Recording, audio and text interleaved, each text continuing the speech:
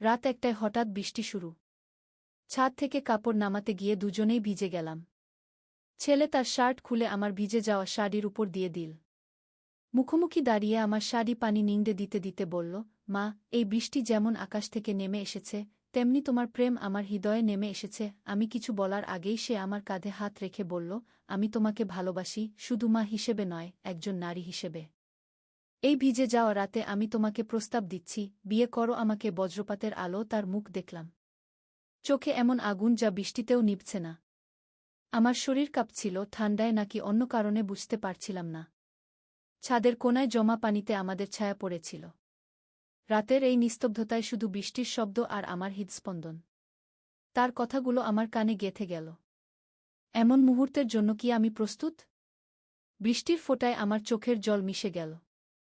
এই গল্পটি সম্পূর্ণ শুনলে আপনাদের পানি অটোমেটিক বের হয়ে যাবে, সো যত দ্রুত সম্ভব হাতের কাছে টিস্যু নিয়ে বসে পড়ো। বিছানার চাদর যেন নষ্ট না হয় সেটা সম্পূর্ণ খেয়াল রাখার অনুরোধ জানিয়ে গল্পটি এখন শুরু করব। তার আগে সর্বশেষ অনুরোধ, দয়া করে এমন পানি বের করার গল্প নিয়মিত শুনতে আমাদের চ্যানেলটি সকলেই সাবস্ক্রাইব করুন। ধন্যবাদ। হ্যালো বন্ধুরা, আমার নাম সুমিত্রা দাস। আমার বয়স ৪৩ বছর। আমার স্বামীর নাম প্রদীপ দাস, বয়স ৪৬ বছর। আমাদের ২ সন্তান, রাহুল আর প্রিয়া। রাহুল ২০ বছর বয়সী, বিশ্ববিদ্যালয়ে পড়ে। প্রিয়া ১৩ বছর বয়সী, স্কুলে যায়। আমার জীবনের সবচেয়ে অদ্ভুত ঘটনাটি ঘটেছিল গত বছরের ডিসেম্বর মাসে। সেদিন রাত ১টার সময় প্রচণ্ড বৃষ্টি শুরু হয়েছিল। আমি আর রাহুল ছাদে কাপড় শুকাতে দিয়েছিলাম। বৃষ্টির শব্দে ঘুম ভেঙে গেল। তাড়াহুড়ো করে ছাদে গেলাম কাপড় নামাতে। রাহুলও উঠে এসেছিল। বৃষ্টিতে আমরা দুজনেই ভিজে গেলাম। রাহুল তার শার্ট খুলে আমার কাঁধে দিয়ে বলল, মা, তুমি ঠান্ডা লেগে অসুস্থ হয়ে পড়বে। আমি শাড়ি থেকে পানি নিংড়াতে লাগলাম। হঠাৎ রাহুল আমার দিকে তাকিয়ে বলল, মা, আমি একটা কথা বলতে চাই। বজ্রপাতের আলো তার মুখ দেখতে পেলাম। কিন্তু সেই মুখে আমার ছেলের চেহারা ছিল না। একদম অপরিচিত কেউ যেন দাঁড়িয়ে আছে। আমি ভয় পেয়ে গেলাম। তুমি কে? রাহুল কোথায়? আমি চিৎকার করে জিজ্ঞেস করলাম। সেই ব্যক্তি হেসে বলল, আমি রাহুলই। কিন্তু আমি এই পরিবারের সদস্য নই। আমি এসেছি অনেক দূর থেকে। কি? তার কথা শুনে আমার মাথা ঝিমঝিম করতে লাগল। আমার আসল নাম কবির। আমি একজন সময় ভ্রমণকারী। তোমাদের ছেলে রাহুল এখন নিরাপদে আছে।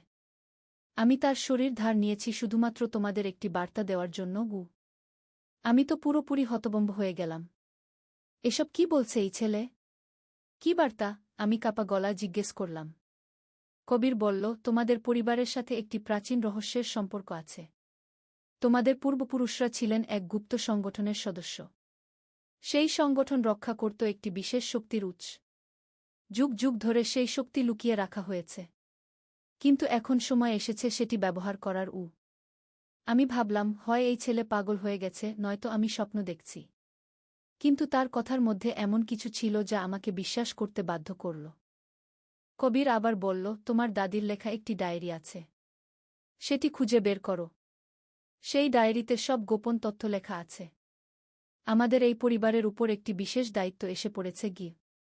বৃষ্টি আরও জোরে হতে লাগল। আমি কবিরের কথা শুনতে শুনতে ভাবছিলাম, আমার দাদি মারা যাওয়ার সময় একটি পুরানো বাক্স রেখে গিয়েছিলেন। সেই বাক্সে কি ছিল আমি কখনো খুলে দেখিনি। তোমার দাদি মৃত্যুর আগে কি বলেছিলেন মনে আছে? কবির জিজ্ঞেস করল। আমার মনে পড়ে গেল, দাদি শেষ দিনে বলেছিলেন, সুমিত্রা, আমাদের পরিবারের একটি গুরুত্বপূর্ণ গোপনীয়তা আছে। সময় এলে তুমি সব জানতে পারবে। তখন আমি ভেবেছিলাম বৃদ্ধ বয়সের কথাবার্তা। কবির বলল, এখন সেই সময় এসেছে। তুমি যদি এই রহস্যের সমাধান না করো, তাহলে তোমার পুরো পরিবার বিপদে পড়বে। হঠাৎ একটা প্রচণ্ড বজ্রপাত হল। আলো চলে গেল। অন্ধকারে আমি শুনতে পেলাম কবিরের কণ্ঠস্বর, আমার সময় শেষ। রাহুল ফিরে আসছে। কিন্তু মনে রেখো, ৩ দিনের মধ্যে সেই ডায়েরি খুঁজে বের করতে হবে। নইলে এই রহস্য চিরকালের জন্য হারিয়ে যাবে।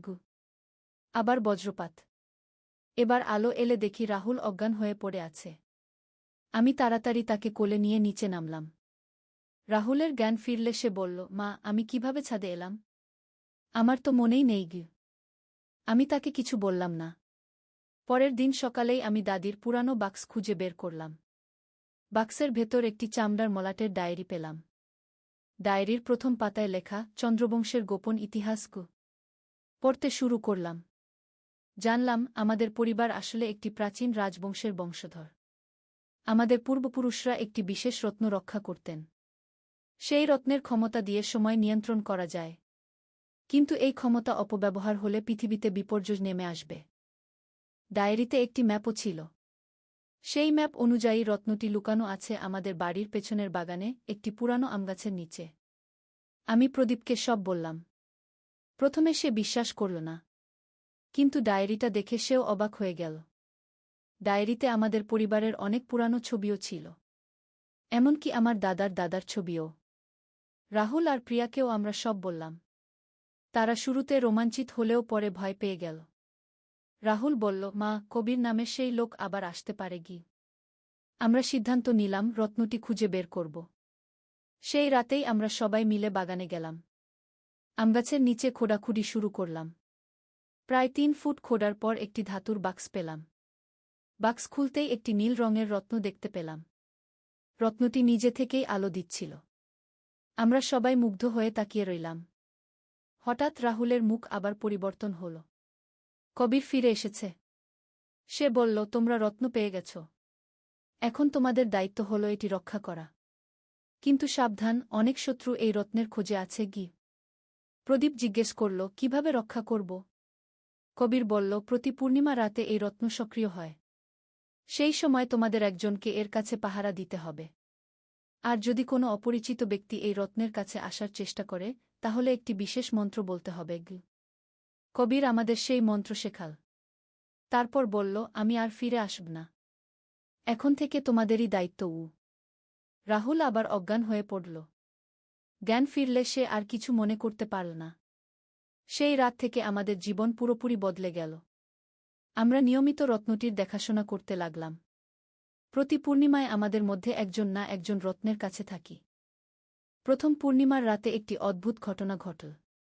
রত্ন থেকে একটি নীল আলো বের হয়ে আকাশের দিকে গেল। সেই আলো দেখে মনে হচ্ছিল যেন কেউ আকাশে একটি চিঠি পাঠাচ্ছে। দ্বিতীয় পূর্ণিমার রাতে আমরা দেখলাম বাগানে 3 জন অপরিচিত ব্যক্তি ঢুকেছে। তারা কালো পোশাক পরেছিল।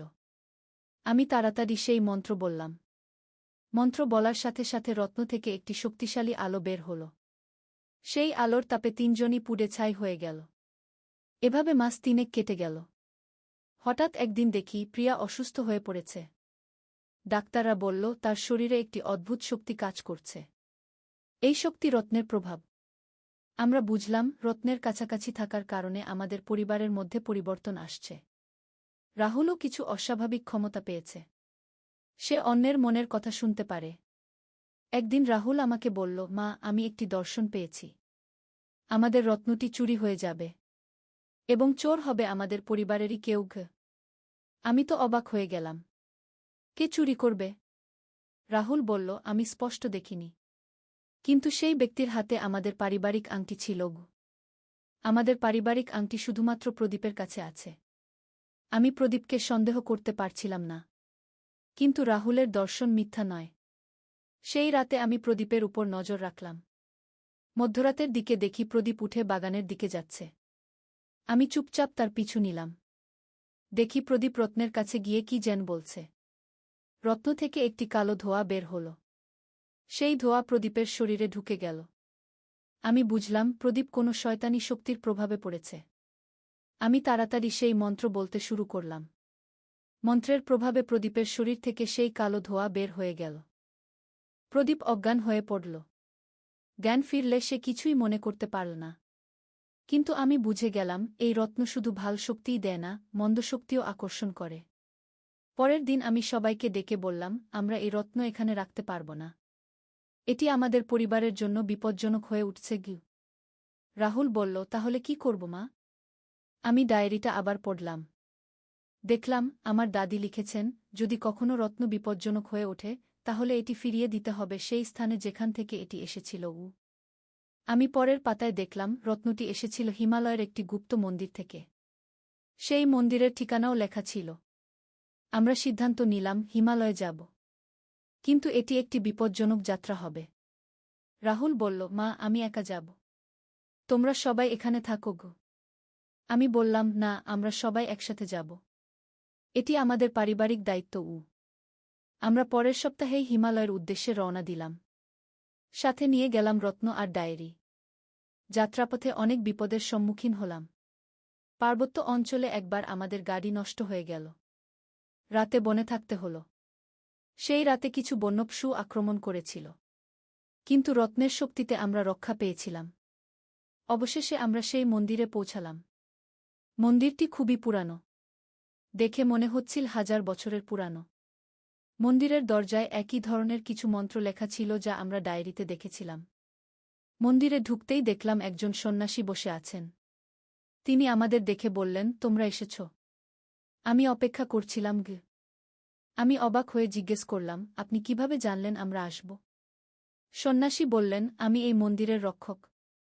যুগ যুগ ধরে আমি এখানে আছি। তোমাদের পরিবার এই রত্নের রক্ষক ছিল। এখন তোমরা এটি ফেরত দিতে এসেছ। আমরা রত্নটি তার হাতে দিলাম।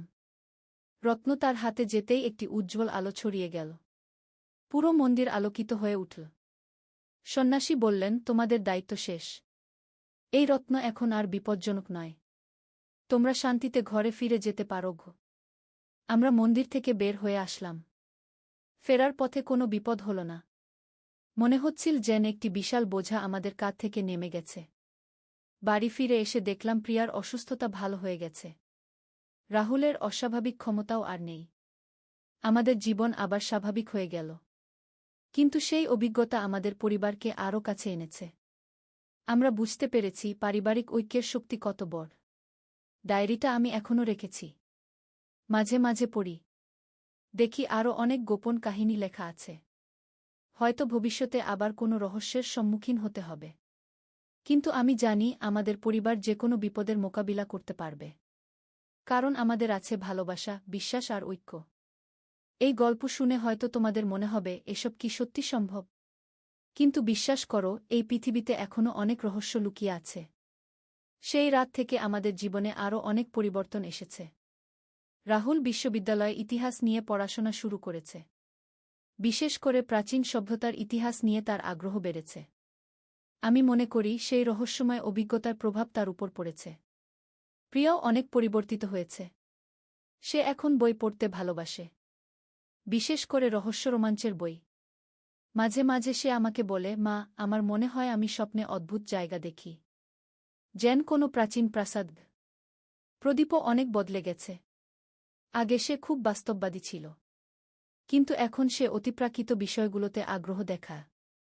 সে বলে, সুমিত্রা, আমার মনে হয় আমাদের পরিবারে আরও অনেক গোপন কাহিনী আছে।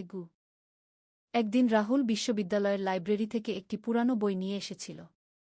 বইটির নাম ছিল ভারতের লুপ্ত রাজবংশ। সেই বইয়ে আমাদের পরিবারের নাম উল্লেখ ছিল।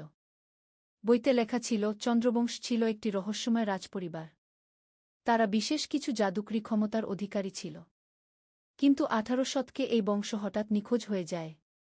ঐতিহাসিকরা মনে করেন তারা সাধারণ মানুষের ছদ্মবেশে লুকিয়ে গেছে। এই তথ্য পড়ে আমরা সবাই অবাক হয়ে গেলাম। আমার দাদি কখনো বলেননি যে আমরা কোনো রাজবংশের বংশধর। রাহুল আরও গবেষণা করল। সে জানতে পারল চন্দ্রবংশের রাজারা প্রতি পূর্ণিমায় একটি বিশেষ অনুষ্ঠানের আয়োজন করতেন। সেই অনুষ্ঠানে তারা তাদের জাদুকরী শক্তি প্রদর্শন করতেন। একদিন প্রিয়া আমার কাছে এসে বলল, মা, আমি একটি অদ্ভুত স্বপ্ন দেখেছি। স্বপ্নে দেখলাম আমি একটি সুন্দর প্রাসাদে আছি। সেখানে অনেক মানুষ আমাকে রাজকুমারী বলে ডাকছে। আমি প্রিয়ার কথা শুনে ভাবলাম হয়তো আমাদের রক্তে সত্যিই রাজকীয় উত্তরাধিকার আছে। সেই রাতে আমি ডায়েরিটা আবার খুলে পড়তে লাগলাম। এবার নতুন কিছু পাতা খুঁজে পেলাম যা আগে চোখে পড়েনি। সেখানে লেখা ছিল, আমাদের বংশে প্রতি 3 প্রজন্ম পর একটি বিশেষ ক্ষমতা জাগ্রত হয়। এই ক্ষমতার অধিকারী ব্যক্তি ভবিষ্যৎ দেখতে পারে। সে অতীত ও ভবিষ্যতের মধ্যে যোগাযোগ স্থাপন করতে পারে। আমি গণনা করে দেখলাম আমি হলাম 3য় প্রজন্ম। তার মানে আমার মধ্যেই এই ক্ষমতা জাগ্রত হওয়ার কথা। পরের দিন থেকেই অদ্ভুত কিছু ঘটতে শুরু করল। আমি মানুষের মনের কথা শুনতে পারছিলাম। দোকানে গিয়ে দেখি দোকানদার কি ভাবছে তা বুঝতে পারছি। একদিন রাস্তায় হাঁটার সময় দেখলাম একটি দুর্ঘটনা ঘটতে যাচ্ছে। আমি চিৎকার করে সবাইকে সাবধান করে দিলাম। সত্যিই সেই দুর্ঘটনা ঘটল, কিন্তু কেউ আহত হল না। আমার এই অস্বাভাবিক ক্ষমতার কথা পরিবারের সবাই জানল। রাহুল বলল, মা, তুমি একজন বিশেষ মানুষ হয়ে উঠেছ। কিন্তু এই ক্ষমতা নিয়ে আমি চিন্তায় পড়ে গেলাম। কারণ ডায়েরিতে আরও লেখা ছিল, এই ক্ষমতা অপব্যবহার করলে বিপদ হয়। এটি শুধু মানুষের উপকারের জন্য ব্যবহার করতে হয়। একদিন আমাদের পাড়ার মিসেস গুপ্তা এসে বললেন, সুমিত্রা, আমার মেয়ে কলকাতায় চাকরির জন্য গেছে। 3 দিন ধরে তার কোনো খবর নেই। তুমি কি বলতে পারবে সে কোথায়? আমি তার কথা শুনে চোখ বন্ধ করে মনোযোগ দিলাম। হঠাৎ দেখতে পেলাম তার মেয়ে একটি হাসপাতালে আছে। সে একটি ছোট দুর্ঘটনায় পড়েছে। আমি মিসেস গুপ্তাকে সেই হাসপাতালের নাম বললাম। পরের দিন তিনি খুশি হয়ে এসে বললেন, সত্যিই আমার মেয়ে সেই হাসপাতালে ছিল। একটি সাইকেল দুর্ঘটনায় পড়েছিল। এভাবে আমার ক্ষমতার কথা পুরো এলাকায় ছড়িয়ে গেল। মানুষ আমার কাছে তাদের সমস্যার সমাধান চাইতে আসতে লাগল। কিন্তু একদিন একটি সমস্যা হল। আমাদের পাড়ার রহিম সাহেব এসে বললেন, সুমিত্রা আপা, আমার ব্যবসায় অনেক লোকসান হচ্ছে। আপনি কি বলতে পারবেন কিভাবে লাভবান হওয়া যাবে? আমি তার মানসিকতা পড়তে পারলাম। সে আসলে অসৎ উপায়ে টাকা কামাতে চায়। আমি তাকে বললাম, রহিম সাহেব, সততার সাথে ব্যবসা করলে ধীরে ধীরে লাভ হবে। কিন্তু রহিম সাহেব সন্তুষ্ট হলেন না। তিনি বললেন, আপা, আপনি তো আমাকে কোনো গোপন তথ্য দিলেন না।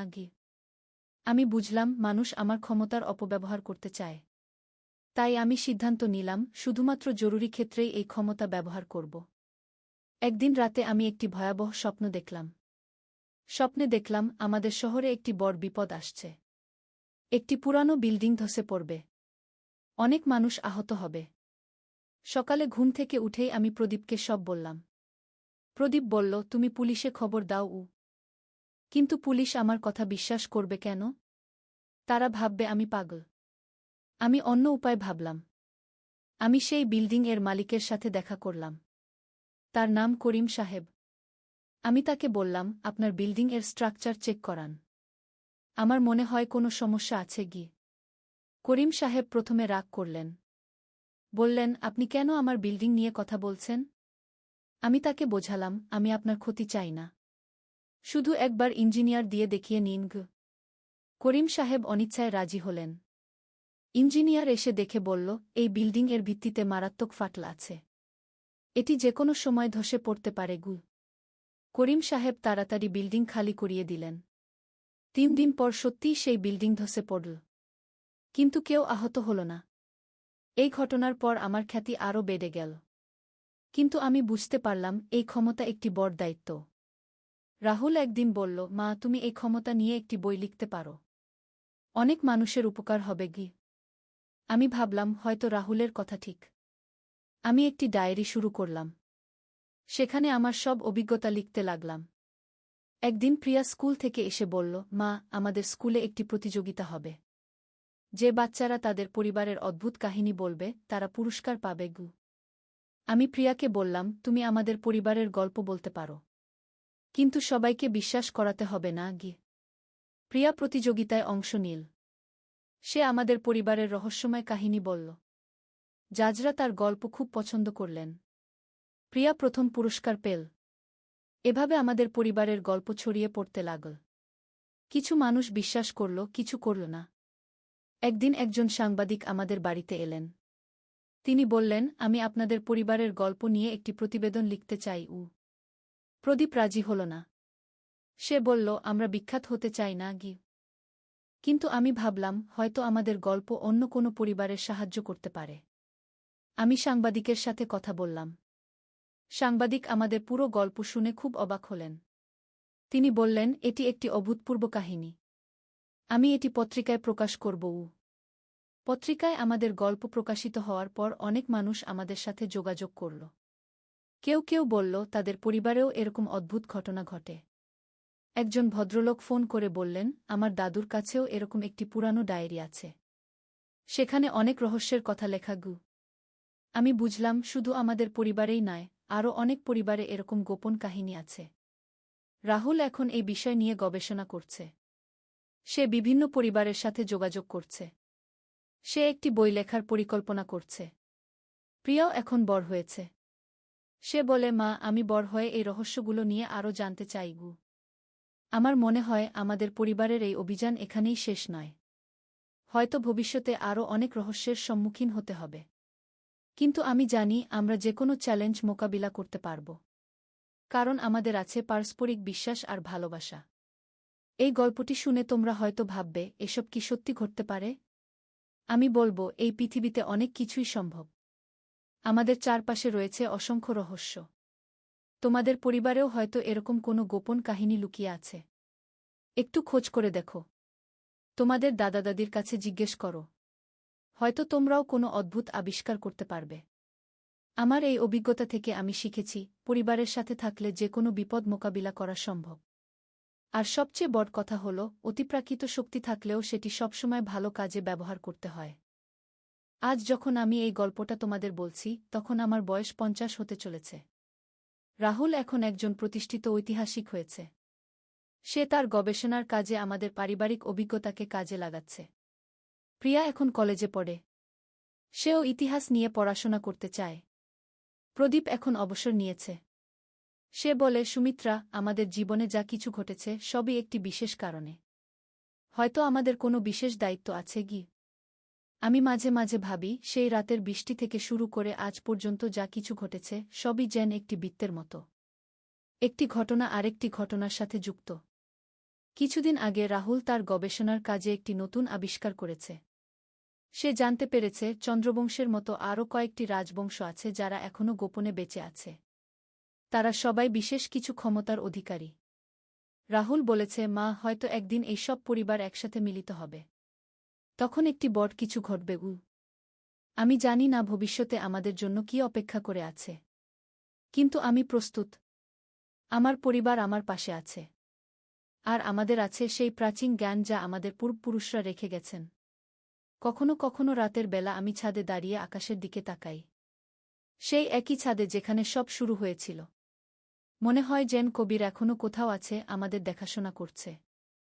আমার বিশ্বাস, এই গল্প এখানে শেষ নয়। এটি একটি নতুন শুরু। আমার সন্তানরা, তাদের সন্তানরা, সবাই এই ঐতিহ্য বহন করবে। আর তোমরা যারা এই গল্প শুনলে, তোমাদের জীবনেও হয়তো কোনো রহস্যময় অধ্যায় অপেক্ষা করে আছে। সেই মুহূর্তের জন্য প্রস্তুত থেকো। মনে রেখো, রহস্য সবসময় আমাদের চারপাশে বিরাজমান। শুধু আমাদের চোখ খোলা রাখতে হয়, কান খোলা রাখতে হয়। আর সবচেয়ে বড় কথা, পরিবারের সাথে থাকতে হয়। এই ছিল আমার গল্প। আমার পরিবারের রহস্যময় অভিযানের কাহিনী। আশা করি তোমাদের ভালো লেগেছে।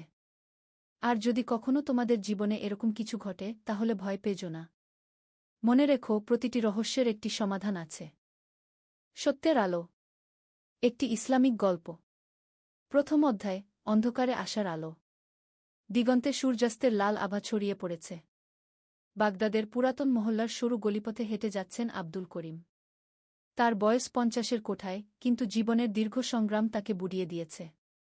একসময় তিনি ছিলেন একজন সফল ব্যবসায়ী। তার দোকান ছিল, ঘরবাড়ি ছিল, সবকিছু ছিল। কিন্তু আজ তিনি নিঃস্ব। আল্লাহু আকবার, আল্লাহু আকবার গু। মসজিদ থেকে ভেসে এল মাগরিবের আজানের সুমধুর ধ্বনি। আব্দুল করিমের চোখে জল এসে গেল। কতদিন তিনি মনোযোগ দিয়ে নামাজ পড়েননি। সবসময় ব্যস্ত থাকতেন ব্যবসার কাজে। মসজিদের দিকে পা বাড়ালেন তিনি। ছোট্ট একটি মসজিদ, তবে খুবই সুন্দর। দেয়ালে কোরআনের আয়াত লেখা। এবং যারা আল্লাহর উপর ভরসা করে, তিনি তাদের জন্য যথেষ্ট। নামাজের পর মসজিদের ইমাম সাহেব হাফেজ আবু বকর আব্দুল করিমকে কাছে ডাকলেন। ভাই, আপনাকে চিনি। আপনি আব্দুল করিম, তাই না? শুনেছি আপনার অবস্থা খারাপ। আব্দুল করিম মাথা নিচু করে বললেন, হ্যাঁ ইমাম সাহেব। আল্লাহ আমাকে পরীক্ষা করছেন গি। এটাই তো আসল কথা। আল্লাহ যাকে ভালোবাসেন তাকে পরীক্ষা করেন। আপনি কি জানেন হরত আইজুব এর কাহিনী? আব্দুল করিম মাথা নেড়ে জানালেন যে তিনি জানেন। তাহলে আসুন আমার সাথে আমার ঘরে। আজ রাতে আমরা কিছু গল্প শুনব। এমন গল্প যা আপনার হৃদয়ে শান্তি আনবে গি। দ্বিতীয় অধ্যায়, হরত আইজুব এর ধৈর্যের গল্প। ইমাম সাহেবের ছোট্ট ঘরে বসেছেন দুজনে। দেয়ালে টাঙানো লা হাওলা ওয়ালা কুওয়াতা ইল্লা বিল্লাহ, কোনো শক্তি নেই আল্লাহ ছাড়া। শুনুন আব্দুল করিম, ইমাম সাহেব শুরু করলেন। হরত আইজুব ছিলেন আল্লাহর একজন প্রিয় নবী। তার কাছে ছিল বিপুল সম্পদ, হাজার হাজার গরু-ছাগল, উট, ঘোড়া, 7 ছেলে 3 মেয়ে। সবাই ছিল সুখে শান্তিতে আব্দুল করিম মনোযোগ দিয়ে শুনছিলেন। কিন্তু একদিন আল্লাহ তাকে পরীক্ষা করার সিদ্ধান্ত নিলেন। প্রথমে তার সন্তানরা মারা গেল। তারপর তার সব সম্পদ নষ্ট হয়ে গেল। শেষে তিনি নিজেও কঠিন অসুখে পড়লেন। তার সারা শরীরে ঘা হয়ে গেল। কিন্তু আইজুব কি করলেন? তিনি কি আল্লাহর বিরুদ্ধে অভিযোগ করলেন? না। তিনি বললেন, আল্লাহ দিয়েছিলেন, আল্লাহই নিয়ে নিলেন। তারই জন্য সব প্রশংসা। আব্দুল করিমের চোখে জল এসে গেল। তিনি বুঝতে পারলেন তার সমস্যা আইজুব এর তুলনায় কতই না ছোট।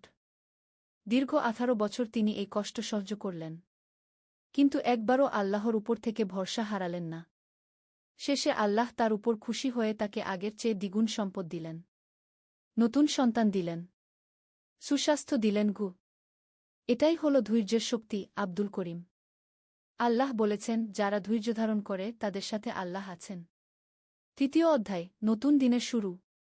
পরের দিন ফজরের নামাজের পর আব্দুল করিম মসজিদেই বসে রইলেন। তার মন একটু শান্ত হয়েছে। গতকাল রাতে তিনি অনেক দিন বাদে ভালো ঘুম দিয়েছেন। ইমাম সাহেব তার কাছে এসে বসলেন। কেমন লাগছে আজ? অনেক ভালো, ইমাম সাহেব। গতকালের গল্প শুনে আমার মনে শক্তি পেয়েছি। আল্লাহর রহমত। কিন্তু মনে রাখবেন, শুধু গল্প শুনলেই হবে না, কাজও করতে হবে। আল্লাহ বলেছেন, তোমরা আমল করো, আমি তোমাদের আমলের ফল দেব। কি করব, ইমাম সাহেব? আমার তো কিছুই নেই। আছে? আপনার আছে হাত, পা, বুদ্ধি। এগুলো কি কম? আর সবচেয়ে বড় কথা, আপনার আছে ঈমান। এই ঈমানই যথেষ্ট নতুন জীবন শুরু করার জন্য। এই কথা বলে ইমাম সাহেব একটি ছোট্ট থলি বের করলেন। এই নিন। এতে 50 দিরহাম আছে। এটা দিয়ে ছোট কোনো কাজ শুরু করুন। কিন্তু মনে রাখবেন, হারাম কোনো কাজ করবেন না। সততার সাথে কাজ করবেন। আব্দুল করিম কাঁদতে শুরু করলেন। কিভাবে এই উপকার শোধ করব? আল্লাহর কাছে দোয়া করবেন আমার জন্য। এটাই যথেষ্ট। 4র্থ অধ্যায়, হরত উসমান এর দানশীলতার গল্প। সেদিন সন্ধ্যায় ইমাম সাহেব আব্দুল করিমকে আরেকটি গল্প শোনালেন। হরত উসমান সম্পর্কে জানেন তো? তিনি ছিলেন ইসলামের 3য় খলিফা। কিন্তু তার আগে তিনি ছিলেন একজন বিরাট ধনী ব্যবসায়ী। একবার মদিনায় পানির খুব অভাব হল। সেখানে বীরে রুমাহ নামে একটি কূপ ছিল। কিন্তু সেই কূপের মালিক একজন ইহুদি। সে পানির জন্য খুব বেশি টাকা চাইত। গরিব মানুষের পক্ষে সেই পানি কেনা সম্ভব ছিল না। রাসূলুল্লাহ বললেন, কে এই কূপটি কিনে মুসলমানদের জন্য ওয়াকফ করবে? তার জন্য জান্নাতে একটি কূপ থাকবে। হরত উসমান সাথে সাথে সেই ইহুদির কাছে গিয়ে বললেন, তুমি এই কূপটি বিক্রি করবে? ইহুদি বলল, হ্যাঁ, কিন্তু দাম হবে 20,000 দিরহাম। এত বেশি টাকা? কিন্তু হরত উসমান দ্বিধা করলেন না। সাথে সাথে কিনে ফেললেন। তারপর সেটি সব মুসলমানের জন্য ওয়াকফ করে দিলেন। এরপর থেকে সব মুসলমান বিনা পয়সায় সেই কূপ থেকে পানি পান করতে পারত। আব্দুল করিম অবাক হয়ে বললেন, কি বিরাট মন! হ্যাঁ, এটাই হল ইসলামের শিক্ষা। নিজের জন্য যা ভালোবাসো, অন্যের জন্য তাই ভালোবাসো। হরত উসমান জানতেন, আল্লাহ যা দিয়েছেন তা আল্লাহর রাস্তায় খরচ করলে তিনি আরও দেবেন। 5ম অধ্যায়, ব্যবসার নতুন শুরু। আব্দুল করিম ইমাম সাহেবের দেওয়া 50 দিরহাম দিয়ে বাজারে গেলেন। তিনি ভাবলেন, কি কিনবেন, কি করবেন? বাজারে ঘুরতে ঘুরতে দেখলেন, একজন বৃদ্ধ মানুষ খেজুর বিক্রি করছেন। কিন্তু তার খেজুরগুলো এলোমেলো অবস্থায় রাখা। কিছু ভালো, কিছু খারাপ। গ্রাহকরা ভালোগুলো বেছে নিচ্ছে, খারাপগুলো পড়ে থাকছে। আব্দুল করিম বৃদ্ধের কাছে গেলেন। চাচা, এই খেজুরগুলো কত দামে বিক্রি করছেন? বেটা, ভালোগুলো 2 দিরহাম মন। আর যেগুলো একটু খারাপ সেগুলো 1 দিরহাম মন। আব্দুল করিম বুঝলেন, এখানে একটা সুযোগ আছে। তিনি সব খারাপ খেজুর কিনে নিলেন। 40 দিরহাম দিয়ে 40 মন খেজুর পেলেন। তারপর তিনি সেগুলো বাড়িতে নিয়ে গিয়ে পরিষ্কার করতে শুরু করলেন। পচাগুলো ফেলে দিলেন। ভালোগুলো আলাদা করলেন। এভাবে ৩০ মণ ভালো খেজুর পেলেন। পরের দিন সেগুলো ১.৫ দিরহাম মণ দরে বিক্রি করলেন। পেলেন ৪৫ দিরহাম। মানে ৫ দিরহাম লাভ। আলহামদুলিল্লাহ, তিনি মনে মনে বললেন। আল্লাহ আমার উপর রহম করেছেন গো। কিন্তু তিনি থেমে থাকলেন না। পরের দিন আরও খেজুর কিনলেন। এভাবে ১ মাস যেতে না যেতেই তার পুঁজি দ্বিগুণ হয়ে গেল। ষষ্ঠ অধ্যায় হযরত আবু বকর এর সততার গল্প। ১ মাস পর আব্দুল করিম ইমাম সাহেবের কাছে গিয়ে সব কথা বললেন। ৫০ দিরহাম ফিরিয়ে দিতে চাইলেন। ইমাম সাহেব হেসে বললেন, রাখুন আপনার কাছে। কাজে লাগবে। তবে আজ আমি আপনাকে আরেকটি গল্প বলব। হযরত আবু বকর এর রাসূলুল্লাহ এর ইন্তেকালের পর একদিন হযরত উমর হযরত আবু বকর কে খুঁজতে খুঁজতে একটা বাজারে গেলেন। দেখলেন আবু বকর কাঁধে কাপড়ের বোঝা নিয়ে বিক্রি করছেন। উমর বললেন, আপনি তো খলিফা, এসব কাজ করছেন কেন? আবু বকর বললেন, তাহলে আমার পরিবারের ভরণপোষণ কে করবে? খলিফা হলেই কি পেট ভরে যাবে? উমর বললেন, বাইতুল মাল থেকে আপনার ভাতা নির্ধারণ করা হবে। এরপর সাহাবীদের পরামর্শে হযরত আবু বকর এর জন্য দৈনিক ভাতার ব্যবস্থা করা হল। কিন্তু তিনি শুধু ততটুকুই নিতেন যতটুকু তার পরিবারের প্রয়োজন। একটি পয়সাও বেশি নিতেন না। মৃত্যুর সময় তিনি বলে গেলেন, আমি যা নিয়েছি বাইতুল মাল থেকে সেসব হিসাব করে আমার সম্পত্তি থেকে ফেরত দিয়ে দিও। এমনকি তিনি বলেছিলেন, আমার একটা উট আছে যেটা আমি খলিফা থাকাকালীন ব্যবহার করতাম, সেটাও বাইতুল মালে ফেরত দিয়ে দিও। আব্দুল করিম অভিভূত হয়ে গেলেন। কি পরিষ্কার সততা! এটাই হলো ইসলাম। আব্দুল করিম শুধু ইবাদত করলেই হবে না, জীবনের সর্বক্ষেত্রে সৎ থাকতে হবে। ব্যবসায়েও সত্যবাদী হতে হবে। সপ্তম অধ্যায় বিপদে পড়া এক ভাইয়ের সাহায্য। ৩ মাস কেটে গেছে। আব্দুল করিমের ব্যবসা ধীরে ধীরে ভালো হচ্ছে। এখন তিনি খেজুরের পাশাপাশি খোরমাও বিক্রি করেন। একটা ছোট দোকান ভাড়া নিয়েছেন। একদিন তিনি দোকানে বসে আছেন। এমন সময় একজন মানুষ এসে হাজির। চেহারা দেখে মনে হচ্ছে অনেক দুশ্চিন্তায় আছেন। আসসালামু আলাইকুম ভাই। ওয়ালাইকুমুসসালাম। বলুন, কি সেবা করতে পারি? আমার নাম আহমদ। আমি একটা গার্মেন্টসে কাজ করি। গত সপ্তাহে আমার মা খুব অসুস্থ হয়ে পড়েছেন। হাসপাতালে ভর্তি করতে হয়েছে। ডাক্তার বলেছেন অপারেশন করতে হবে। কিন্তু আমার কাছে এত টাকা নেই। আব্দুল করিমের মনে পড়ে গেল তার নিজের অসহায় দিনগুলোর কথা। কত টাকা লাগবে? ৫০০ দিরহাম। আব্দুল করিম তার টাকার হিসাব করলেন। তার কাছে আছে ৭০০ দিরহাম। তিনি দ্বিধা না করে ৫০০ দিরহাম আহমদের হাতে দিয়ে দিলেন। এই নিন। আহমদ অবাক। এটা কি করছেন? আমি তো আপনার পরিচিত লোকও না। আল্লাহর বান্দাদের সাহায্য করা আমাদের দায়িত্ব। আপনার মায়ের জন্য দোয়া করবেন। আহমদ কেঁদে ফেললেন। আল্লাহ আপনার মঙ্গল করুন। অষ্টম অধ্যায় হযরত আলী এর ইনসাফের গল্প। সেদিন রাতে ইমাম সাহেব আব্দুল করিমের কাছে শুনলেন আহমদের সাহায্যের কথা। সুবহানাল্লাহ! আল্লাহ আপনার হৃদয়ে রহমত ভরে দিয়েছেন। এই ঘটনা আমার মনে করিয়ে দিল হযরত আলী এর একটা ঘটনা। কি ঘটনা? হযরত আলী যখন খলিফা ছিলেন, একদিন তিনি আদালতে বিচার করছিলেন। সেখানে একটা মামলা এলো। একজন ইহুদি অভিযোগ করেছে যে খলিফা আলী তার বর্ম চুরি করেছেন। কি আশ্চর্য! খলিফার বিরুদ্ধে চুরির অভিযোগ। হ্যাঁ, কিন্তু হযরত আলী কি করলেন? তিনি সাধারণ একজন বিবাদীর মতো আদালতে দাঁড়ালেন। বিচারক কাজী শুরাইহ ছিলেন তারই নিযুক্ত করা। কিন্তু তিনি খলিফাকে সাধারণ একজন বিবাদীর মতোই আচরণ করলেন। বিচারক বললেন, আলী, তোমার কাছে কি কোনো প্রমাণ আছে যে এই বর্মটা তোমার? আলী বললেন, হ্যাঁ, আমার ছেলে হাসান এবং আমার গোলাম কানবার সাক্ষ্য দিতে পারবে। বিচারক বললেন, না, এই সাক্ষ্য গ্রহণযোগ্য নয়। ছেলে বাবার পক্ষে এবং গোলাম মনিবের পক্ষে সাক্ষ্য দিতে পারে না। ফলে আলী মামলায় হেরে গেলেন। বর্মটা ইহুদির কাছেই থেকে গেল। কিন্তু এই ঘটনা দেখে ইহুদি এতই অভিভূত হয়ে গেল যে সে সাথে সাথেই ইসলাম গ্রহণ করল। আর স্বীকার করল যে বর্মটা সত্যিই আলী এর। সে বলল, যে ধর্মের খলিফা নিজের বিরুদ্ধে আনিত মামলায় সাধারণ মানুষের মতো দাঁড়ায়, সে ধর্ম অবশ্যই সত্য। আব্দুল করিম মুগ্ধ হয়ে শুনলেন। এটাই তো ন্যাজ বিচার। হ্যাঁ, ইসলাম ইনসাফের ধর্ম। ধনী গরিব, শাসক প্রজা সবার জন্য একই আইন। নবম অধ্যায়, আরেকটি পরীক্ষা। 6 মাস কেটে গেছে। আব্দুল করিমের ব্যবসা বেশ ভালোভাবেই চলছে। তিনি এখন একটু আরামায়েশের জীবন যাপন করতে পারছেন। একটা ভালো বাড়িও ভাড়া নিয়েছেন। কিন্তু হঠাৎ একদিন বিপদ এল। তার প্রধান সাপ্লায়ার, যার কাছ থেকে তিনি খেজুর খোরমা কিনতেন, সে হঠাৎ দেউলিয়া হয়ে গেল। তার কাছে আব্দুল করিমের 1500 দিরহাম পাওনা ছিল। আব্দুল করিম ব্যাকুল হয়ে গেলেন। এই টাকা না পেলে তার ব্যবসা বন্ধ হয়ে যাবে। তিনি সাপ্লায়ারের বাড়িতে গেলেন। দেখলেন সে সত্যিই দেউলিয়া। তার স্ত্রী বাচ্চারা কাঁদছে। সে নিজেও কাঁদছে। ভাই, আমি জানি আপনার পাওনা আছে। কিন্তু আমার কাছে এখন কিছু নেই। আমার ব্যবসা শেষ হয়ে গেছে গু।